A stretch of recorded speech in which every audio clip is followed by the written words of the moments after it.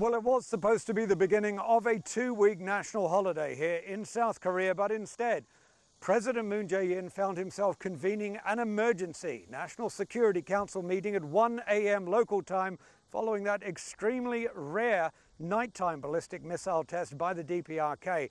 At the end of that meeting, he called for the United Nations Security Council to gather and to issue tougher sanctions. And he indicated in a statement from the presidential Blue House that if that does not happen, that South Korea might go it alone, issuing unilateral sanctions. But he also said there could be a potential deployment of more US troops to South Korea. And he also called for the THAAD anti-missile system to now be fast-tracked. He had initially postponed it. Now it's going to be fast-tracked. And he said more THAAD systems could potentially be deployed. We also had a very tough statement from the Justice Chief here, calling for a much tougher response to the DPRK in the wake of this latest test.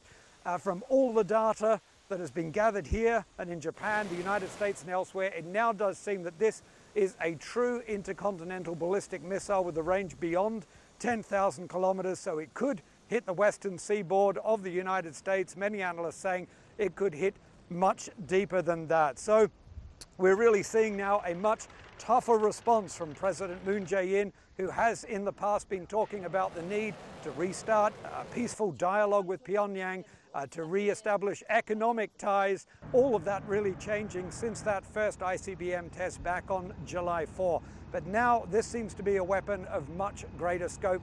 The rhetoric we're hearing out of South Korea shifting. In fact, some of the defense talk we're hearing is tougher than the previous two conservative governments that were here. So this is very much a different tone in the wake of this test that is really seen not just here, but across the region as a game changer. Jack Barton, CGTN, Seoul.